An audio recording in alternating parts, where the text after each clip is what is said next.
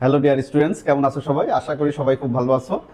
BUET সিকে RUET question bank সমাধান ক্লাসে তোমাদের সবাইকে স্বাগতম। আজকে আমরা যে কোশ্চিনটি নিয়ে আলোচনা করতে চলেছি সেটা হচ্ছে কাজ শক্তি ক্ষমতা অধ্যায়ের একটি খুবই গুরুত্বপূর্ণ অঙ্ক, যেটা আমাদের বুয়েট 2010-11 সেশনে আসছে। ঠিক আছে, সো শুরু করা যাক, দেখি আমরা কোশ্চিনটা আসলে কি বলতে চাইছি। দেখো যে বলছে এখানে 1200 কেজি ভরের একটি গাড়ির ইঞ্জিনের ক্ষমতা, ঠিক আছে, এত হর্স পাওয়ার। তার মানে একটা গাড়ির ভর দেওয়া আছে এবং ক্ষমতা দেওয়া আছে এবং ইঞ্জিনের কর্মদক্ষতা দেওয়া আছে। ওকে, গাড়িটিকে স্থির অবস্থা হতে 30 মিটার পার সেকেন্ড বেগে আনতে ন্যূনতম কত সময় লাগবে? ঠিক আছে, তাহলে আমাদের মেইনলি বের করতে হবে কি সময়, যে একটা গাড়ি স্থির অবস্থা ছিল সেখান থেকে বেগ প্রাপ্ত হয়ে কত বেগ হবে, এই যে 30 মিটার পার সেকেন্ড বেগ প্রাপ্ত হতে তার কত সময় লাগবে। তাহলে এখানে যেহেতু বেগের কথা বলা আছে, তার মানে বেগ সম্পর্কিত কি বুঝতে পারছি যে এখান থেকে বেগের সাথে কি রিলেটেড, গতিশক্তি। সো গতিশক্তির সাথে একটা কনসেপ্ট আছে। আর এরপরে কি আছে, ক্ষমতা দেওয়া আছে। তাহলে ক্ষমতা থেকে আমরা কি করতে পারি, যে কাজ বের করতে পারি খুব সহজেই।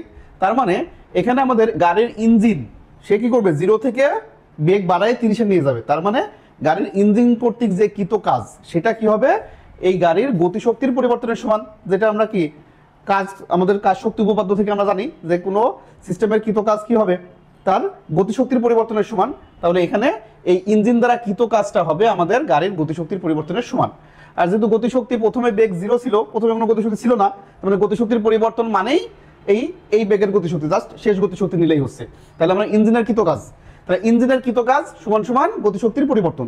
তাহলে ইঞ্জিনের দ্বারা কৃত কাজ ডাব্লু সমান সমান গতিশক্তির পরিবর্তন। তাহলে হাফ mv স্কোয়ার মাইনাস 0।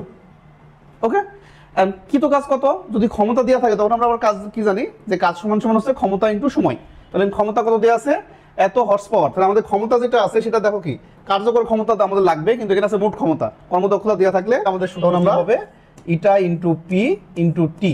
এটা হবে আমাদের কৃত কাজ সমান সমান হাফ mv স্কোয়ার।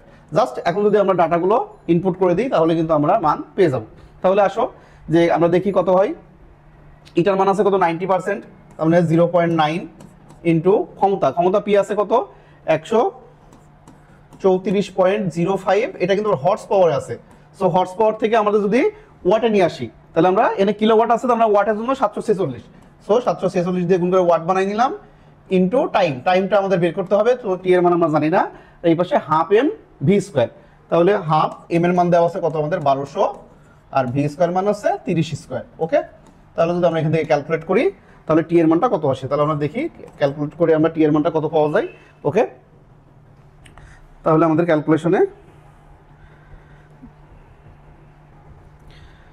এই পাশে কত থাকে, যে এখানে দেখো যে এটা যদি কেটে দিই আমরা তাহলে 600 ইন্টু 30 স্কোয়ার। ঠিক আছে, তাহলে এটা যদি আমরা পাচ্ছি 600 ইন্টু 30-এর স্কোয়ার ডিভাইডেড বাই আমাদের এই পাশে থাকছে কত 0.9 ইন্টু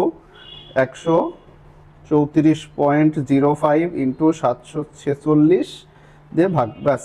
তাহলে আমাদের আসছে 5.99, তাহলে 5.99 সেকেন্ড। ঠিক আছে, 5.99 সেকেন্ড, তার মানে আমরা বলতে পারি 6 সেকেন্ড।